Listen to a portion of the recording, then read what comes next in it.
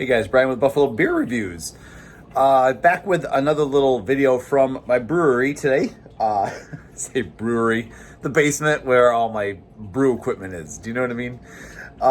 Today, I haven't really done a video from down here since I really set up the equipment. But today, I have the Galaxy and Cashmere brew that's done fermenting. It's ready to be transferred into the keg. It's going to allow me to really start to put forth this great little find that I got. And that was a 20-pound CO2 canister I found at an old barn kind of right around the corner from me. I got it for like $10. And with the exchange at the welding shop that I go to and a full tank, it ended up costing me $35 total for the old CO2 tank and then the $25 to get it exchanged practically for a new full CO2 tank. I'm gonna flip the camera around and I'm gonna show you. So this is my little 20-pound CO2 tank. The regulator came separately, honestly, but still the 20-pound CO2 tank in great condition. I got 6 feet of line with a ball lock adapter. What this is going to allow me to do is it's going to allow me to fill the keg down here. There's my Galaxy Cashmere brew that's going to be transferred to the keg today. I'll throw it right up here on the workbench and transfer it down. I'll be able to bring it right over to here and start force carbonating it. It'll be a little bit different because I'll be able to force carbonate it down here for, say, a day or two before I bring it up to the kegerator and, you know, really use a lot of the 8-pound CO2 tank sort of gas. You know what I mean? So this is going to last me a little bit longer. It's my old grist and yeast and oats and hops right there for my last brew. I'll kind of clean up my my basement a little bit before you know, the winter really hits. So some of the nice things about having this guy, you know, I'm not going to have to waste a lot of my CO2 from my 8-pound CO2 tank for force carbonating, right? The varying temperature or the varying pressures between force carbonating and serving pressures in my kegerator aren't going to be going up and down, and you know, even though I do have that 4-tap manifold, I feel like a lot of the overall pressures in these kegs gets raised significantly. Do you know what I mean? So I'll be able to keep a pretty consistent pressure in that that kegerator system. That's great. Yeah, it's just kind of like an all-in-one spot. I've got enough CO2 tubing to kind of get it out and to not have to, you know, go to one spot. A little bit of a freedom there, and I have enough length where I can start maybe doing some pressurized fermentation and maybe some pressurized transfers from my fermenter into my keg. That's really kind of the first piece of the puzzle when it comes to these advanced sort of homebrew skills.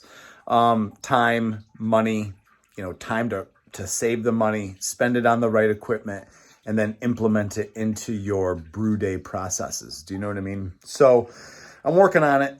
I got the tank. Now I'm going to work on looking for a fermenter that I can pressurize and kind of force ferment. I might be able to do some kind of, I might be able to lager a little bit easier with something like that. Might be able to do some higher gravity sort of brews with stuff like that. And you know what I mean? The conical nature of it, kind of dumping the trube and maybe making the racking process a little bit easier, a little bit less messy and stuff like that. So, okay.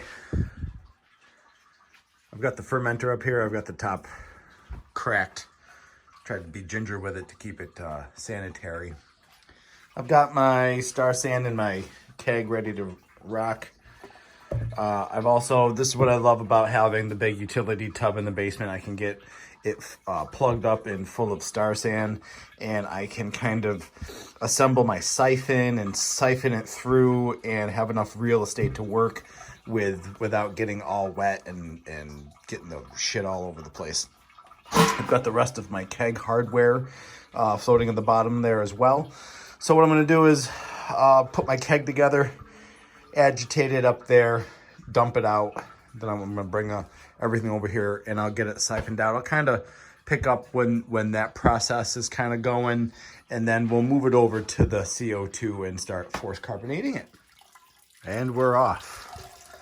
I got my gravity reading sample, sanitized, a little bit of a sink drain kind of filter. It's not the tightest filter ever, but it does help trap little particles of the hops in the dry hopping process before it gets into the keg. You know what I mean? All right, I'll pick up with my ugly mug when we are force carbonating. Okay, so we're all transferred over. Very little bit left there. I did a pretty decent job. Got this crap in the extra bucket. Yielded really close to almost a whole keg. Say just under 5 gallons, which is awesome. So been sanitized. It's hard to kind of do this with one hand. Sanitized, tops on. I got all my connections ratcheted down. So let's actually see if how doable this is. You know what I mean? I'm kind of excited. I haven't used the keg yet. There's our gas in right there. I gotta get I've gotta get a screwdriver for this. So let's turn this on. You can already see my pressure is set to 10. So I'm going to increase this. I don't hear any leaks, that's great. I'm gonna increase it to 20. And my line's open over here, great. And then I will just bleed the air out of here. Nice. Bleed the air out a couple times. I feel like the closer you let it get back up to 20 PSI, the more that it shuttles the actual air out of the top of the keg. I forgot what they say, you know, each time you purge the that headspace, it's like, you know, the volume of oxygen gets halved.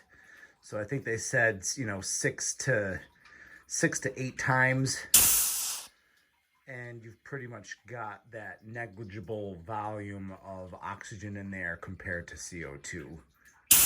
And you can hear the quality of the gas shuttling out as well. Do you know what I mean? That's all CO2. So, good. I'm gonna give this a little bit of an agitation. And what I'll do is later on, I'll bring it down, I'll put it onto the carpet, I'll roll it back and forth with my feet. You know, I'm at like 18.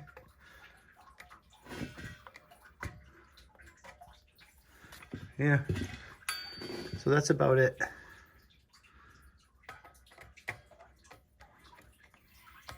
There you go. I'm at 22. 24. It's hard to see through the viewfinder. Anyway, that's it. I'm gonna let it force carbonate. I'm gonna clean up my space here. I've got to transfer, I'll probably transfer the tube over with that little cup because it's got like the angled tooth in there. I can get right down to the corners. My only problem is I'm on a septic system, so my utility tub drains into its own sump pump, and then up and out. And That's really not the problem per se, but I just don't want my, even though there's a filter before it gets into the sump, I don't want it to be burdened with all of the yeast tube and all of the hop material. So I'm gonna manually debulk that before I rinse everything through, re-sanitize it, and store it. Yeah, that's it for me. I'm gonna be pushing, I think Simcoe wallpaper in my kegerator right now is on the lower side. I've got to push that so that I have a free keg to put chip shot into in about 4 days. So that's it for me, guys. I really appreciate, you know, the little interest in my home brewing operations here. You know what I mean? I hope you enjoyed a little look into kind of what I do in my basement.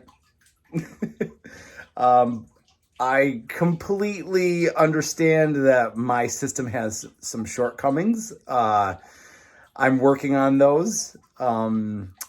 But it, like I said, it takes time and it takes money and it takes experience. And I will be working on those and upgrading my little space as the means become available. So don't rip me apart too bad in the comments, okay? So I really appreciate the watches, guys. I'll see you guys in the next one. Cheers.